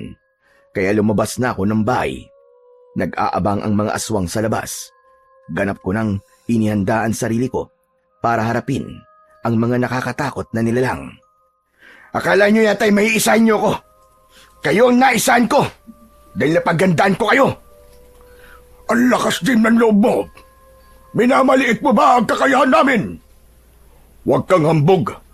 Sa dami ng mga aswang na makakaharap mo ngayon, magkakapira-piraso katawan mo. Yun ay kung kaya nyo. Sumenya si Kapitan Samuel. Inutusan niya ang mga alagad niyang naroon. Kaya bago pa makalapit sa akin ang mga inutusan niyang iba't ibang uri ng aswang, ay inihagis ko na ang bawang sa kanila. Gaya ng una, ang naging epekto ng bawang na binudburan ko ng pulbos ay agad na naglabas ng kakaibang amoy na hindi nagustuhan ng mga aswang. Ang baho ng amoy! Hindi ko kaya! Sumasakit ang ulo ko, Kapitan! Bakit meron pa rin siyang bawang at sibuyas? Hindi maaari ito! Niloko tayo ni Aling Epang. Niloko niya tayo! Galit na galit si Kapitan Samuel. Muling nag-utos ito para sugurin ako ng iba pang mga aswang. Ano pag ginagawa niyo? Pagpira-pirsuhin na ang lalaking yan! Sige na! Mula sa bulsa ng pantalon na suot ko, ay kinuha ko naman ng ilang piraso ng sibuyas at ibinato yun sa papasugod ng mga aswang. Sa bawat paghagis ko nun at bumagsak sa lupan sibuyas, ay lumilikha yun ng pagsabog, kaya tumitimbuang talaga ang mga aswang at hindi na sila makalapit sa akin. Kitang-kita ko sa muka ni na Kapitan Samuel ang gulat dahil hindi nila inaasahan ang ganung uri ng pagsabog mula sa sibuyas. Kaya lamang, wala kong kamalay-malay na may mga uri pala ng aswang na may kakaibang kakayahan. Nagagawa nilang magbago ng anyo para maging maliit na hayop at nagawa nilang makagapang patungo sa aking likuran. At nang naroon na sila, pinigilan nila ako para hindi na ako makapagtapon pa ng bawang at sibuyas. Nawala na ang bisa ng inihagis kong bawang. Naglaho na ang kakaiba nitong amoy, kaya kailangan maghagis ng panibago. Pero paano ko gagawin yon kung hawak na ng aswang ang aking mga kamay? Ungas! Akala mo yata'y may isaan mo kami. Mas matalino ang mga alagad ko kaysa sa'yo, Goryo. Paano ka ngayon? Kung ako sa'yo, magdasal ka na. Dahil ngayon na ang kamatayan mo. Asa na ngayon ang yabang mo? Hanggang diyan ka lang pala. Habang hawak ako ng mga aswang, ay natanaw ko sa di kalayuan sina Aling Epang at Kaloy. Lumabas na sila sa kanilang pinagtataguan. Kitang-kita ko ang ginawa nilang pagsunod upang ako'y tulungan. Hinagisa nila ang mga aswang ng hawak nilang bawang at sibuyas dahil galing sa likod ang dalawa, kaya hindi nakaiwas ang mga aswang at tumama ang mga yon sa katawan nila. Sumabog ang sibuyas. Ang mga hindi naman tinamaan ay sumakit ang ulo dahil hindi kinaya ang inilabas na amoy ng mga bawang at sibuyas. Maging ang aswang na may hawak ng mga braso ko ay nataranta at binitiwan ako. Hindi nila kaya ang matinding amoy. Kaya nang mabitiwan ako, ay sinamantala ko ang pagkakataon para isa-isang ihagis na rin sa kanila ang mga sumasabog na sibuyas. Nagkanya-kanya ng takbo ang mga aswang. Subalit dahil sa matinding amoy, ay nakakaramdam sila ng matinding hilo, kaya hirap silang makalayo. Bagkus ay nagsibagsakan na sa lupa. Nagtulong-tulong kami ni Aling Epang at Kaloy upang tiyaking mauubos ang mga kampon ng kadiliman. Kaya gamit ang kapangyarihan ng bawang at sibuyas, ay tiniyak naming walang makakaligtas, isa man sa kanila. Maging sina Kapitan at Paking ay tumimbuwang at habol ang kanilang hininga. Kaya nilapitan ko sila at itinarak sa kanilang katawan ang patalim na pilak upang matiyak ang kanilang kamatayan. Kumisay-kisay pa sila nang ibaon ko sa katawan nila ang patalim. Nagpupumilit pa silang manlaban, pero wala na silang nagawa dahil nagpatuloy na sila sa panghihina hanggang sa tuluyan na silang malagutan ng hininga. Pinagsama-sama namin ang mga bangkay ng aswang na nagkalat sa paligid at hinagisan yun ng sibuyas hanggang sa masunog ang mga ito.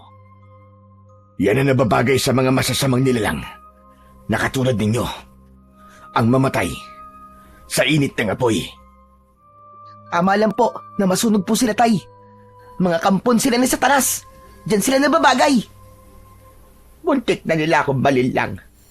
Ngayon ko naintindihan kung bakit kayo napadpad sa baryong ito, Goryo.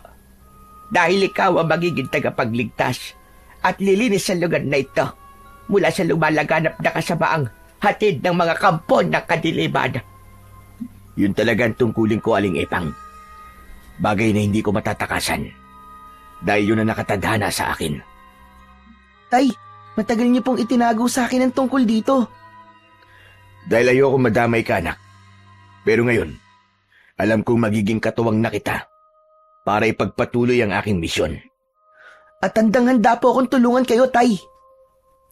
Papatayin natin ang lahat ng mga aswang na naghahatid ng takot sa lahat ng mga tao.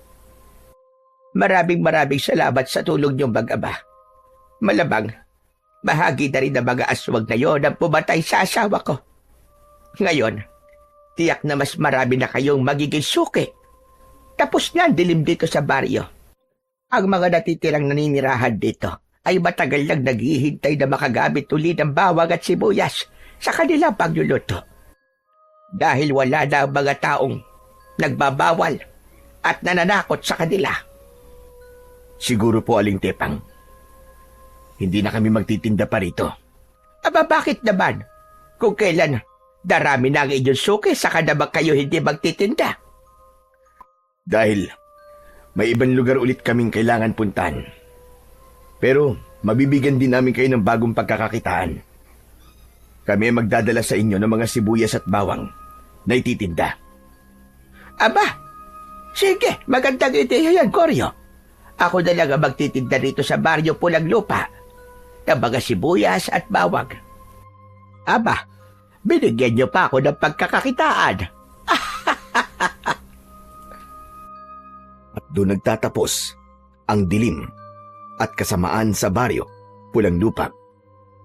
Kaya babalik na ang kapayapaan at magiging malaya na ang mga naninirahan para minsan pa'y mapasarap ang kanilang mga lutuin dahil wala nang nagbabawal para gamitin ang mahahalagang sangkap sa kanilang mga lulutuin. Ang bawang at sibuyas. Ang kadiliman at kasamaan ay hindi tumitigil upang tayo ay ninlangin. Lagi silang may paraan upang tayo'y ibulid sa kapahamakan. Subalit, huwag tayong papayag na tayo ay mapagtagumpayan. Tiwala sa may kapalang kailangan at tayo'y kanyang tutulungan.